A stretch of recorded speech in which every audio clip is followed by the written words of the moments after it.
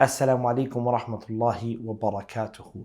In today's video, I'm going to show to you 5 things that you can do, inshallah ta'ala, that's going to help and improve and have a positive impact on your salah, your prayer. It's going to hopefully be the thing that would add more of a connection to your prayer so that you enjoy it more and you feel more concentrated throughout the entirety of the prayer. Now, considering the fact that the month of Ramadan is just around the corner, and we ask Allah subhanahu wa ta'ala that He allows us to reach this blessed month, but it's a month that we are going to obviously, inshallah ta'ala, be praying more. And so you want to be able to reap the benefit of this month as much as possible. So I hope, inshallah ta'ala, these 5 things can be of benefit to you. And let's go into the first of them. The first thing is, my beloved brothers and sisters, is just understanding what you recite. Now, this process is not really as difficult as many of us may think. There are books that you can find, there are videos that are online, there are PDFs that you can download that very briefly go through a simple translation of what it is that you pray and you say within the salah. Now, the salah has multiple things that we say, from when we say Allahu Akbar at the beginning to when we say Assalamu alaikum at the end of the prayer. And all of these things, they are in Arabic and they carry particular meanings. Now, there are levels to understanding, but I'm saying that just at a very basic level, just to understand the translation of what you say can have a huge impact. Now, of course, if you study Arabic a bit more deeper and you go further into the meanings of, why do we say Allahu Akbar at the beginning and raise our hands, and what does this mean and what does that mean, it will add more of a positive impact to your salah. But if you can't do that at this very moment in time, then the minimum that a person should do is go and understand the translation of what it is that they are saying within the prayer. So that when you're praying and you raise your hands and you start to recite Surah Al-Fatiha by saying Alhamdulillahi Rabbil Alameen, you know Alhamdulillahi Rabbil Alameen. You know exactly what that means, and you can kind of bring yourself to concentrate and focus a bit more. And so the prayer has many things. Go out of your way. It should not be a thing that you become lazy about. It should be a thing that you strive for. Go out of your way and make it a duty upon yourself that you go and learn what it is that you recite.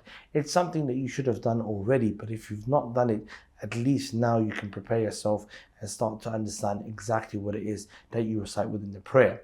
And so that's number one. Go out and learn and understand what it is that you recite within the prayer from the beginning till the very end. And like I said, there's levels to this, so you can go deeper and deeper. But at a very surface level, just understand the translation, understand the bare minimum of what it is that you are reading. The second thing, inshallah ta'ala, that you can do that will help you with your salah to help improve it is preparing prior to the prayer. Preparing yourself prior to the prayer. Now, this can happen in multiple ways. Number one that a person can do is that before the prayer happens, you kind of just clear your mind mentally of anything that's in there, anything that is other than Allah subhanahu wa ta'ala, anything that is of no importance at this moment in time. Just clearing your brain and just saying, I'm going to put all of that work and food and problems and everything to the side, and I'm just going to stand now in front of Allah subhanahu wa ta'ala and worship Him. And there are other things as well. For example, dressing up for the prayer. A lot of us, subhanAllah, we don't realize and we don't picture this concept, which is when you are praying and you're going to stand up and pray, you are praying to Allah subhanahu wa ta'ala.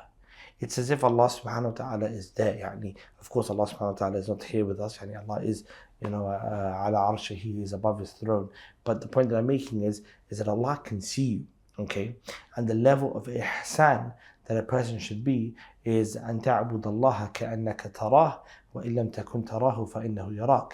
That ihsan is this level of that you worship Allah subhanahu wa ta'ala as if you can see Him, and if you can't see Him, then it's as if knowing that Allah can see you. And so when you realize that when you're praying, you're standing in front of Allah, you are presenting yourself in front of your King, your Lord Allah subhanahu wa ta'ala. Would you want to stand in front of Him wearing shorts?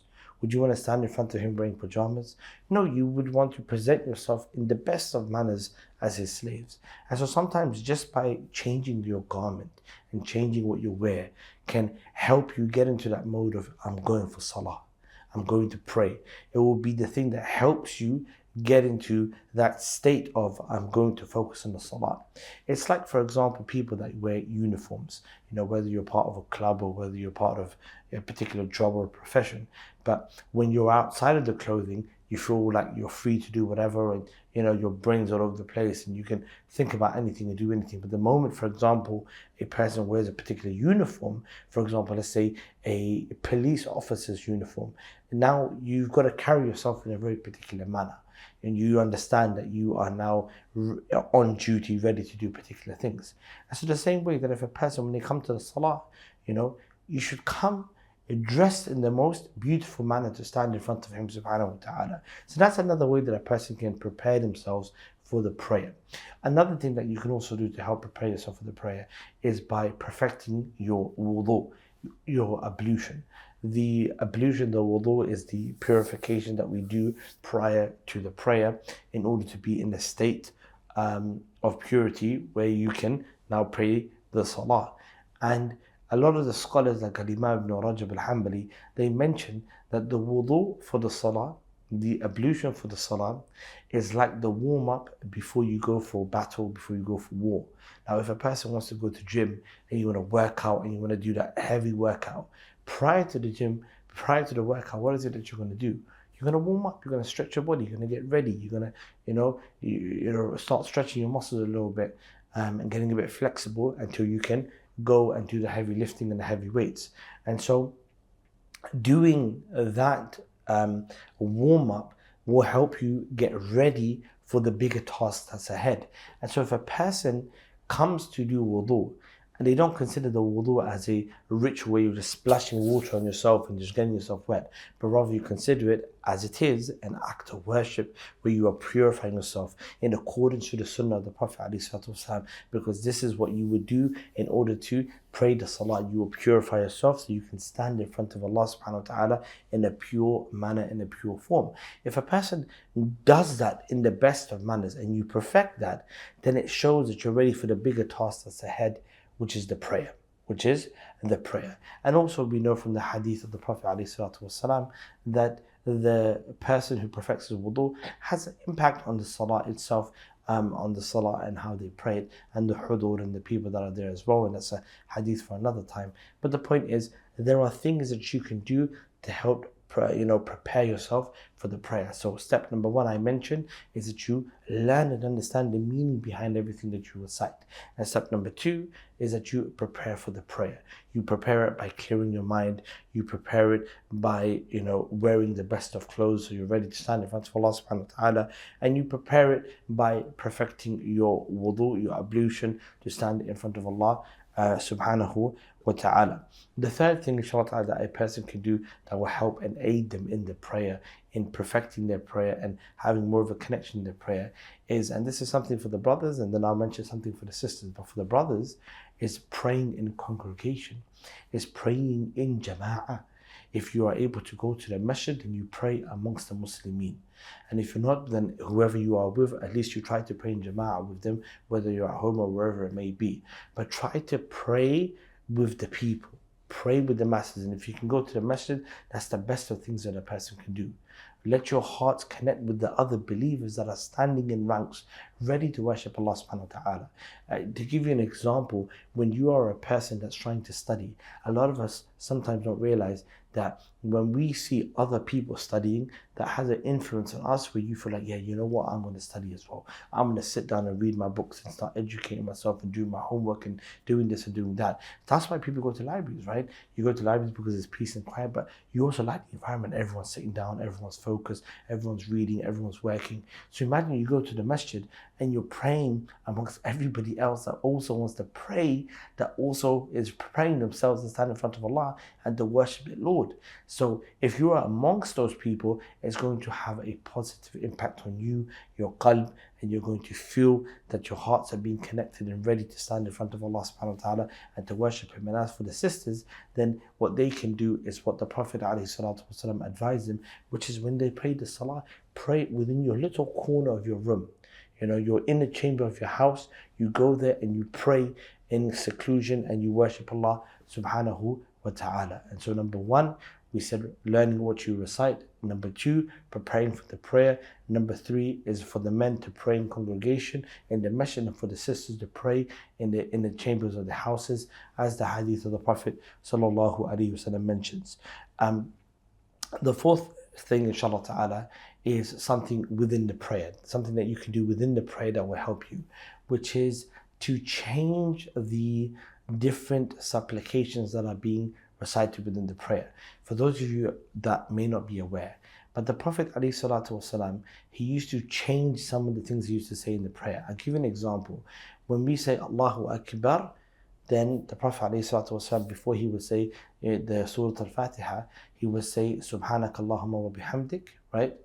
Subhanak Allahumma wa bihamdika wa tabarak ismuka wa ta'ala jadduka wa la ilaha ghayruk, right? The Prophet ﷺ used to recite this dua. But there's another dua, okay, which is dua al-istiftah. The Prophet used to also say so sometimes other than this.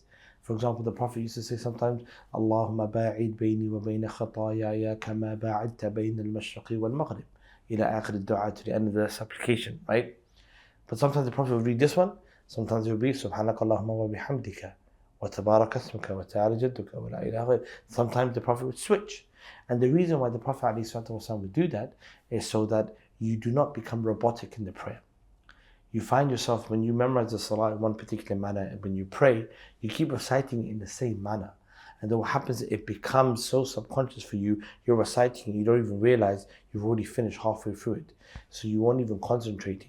But if you know that one day I'm going to pray one prayer with this dua, and another prayer I'm going to pray with this other dua, and then maybe for Isha I'm going to change it up to this dua, it means you're focusing on the prayer. You're actively focusing. You're not just letting your brain go ahead and say whatever you want to say, but you're focusing one day this dua, one day that dua. And there are many different supplications like this that change. For example, within the sujood, within the ruku', within the tashahud, those all are different that a person can say. And of course, changing between the surah, the surahs from the Quran that you read after Surah Al-Fatiha. A lot of us sometimes we just stick to Surah Al-Ikhlas, right? And we read Alhamdulillah Rabbil Alameen, and then it's Qul Huwallahu Ahad, and we just stop there. We don't actually change, but sometimes change. Do a different surah. Wad-duha, wash-shams, amma yatasa'alun. And so changing between even the surah that you recite is something that will benefit you and help you and aid you in keeping that focus in the prayer. The last thing, inshallah ta'ala, that I was going to mention is to pray the salah as if it's your last prayer. One of the things that we always forget is that we are alive today, but we may not be alive tomorrow. And that's just a given fact. The fact of the matter is, me and you do not know whether we're going to wake up in the morning after we go to sleep. Okay? And if a believer truly fathoms that idea, and every prayer that you pray, you will pray it as if it's your last. If you knew that this dhuhr that you're about to pray, or this maghrib that you're about to pray, or this fajr that you're about to pray, is the final prayer that you'll ever pray in your entire life, would you not pray it with focus, concentration, ready to give it your all in front of Allah subhanahu wa ta'ala? Of course you would. And so if you can bring that concept to your mind every single time you're about to pray, not because you're trying to force it, but because it's true, this actually may be your last prayer. That salah may actually be your last salah. And so for that reason, bring it to the front of your mind, remember that, and then pray the salah. And then focus on the salah.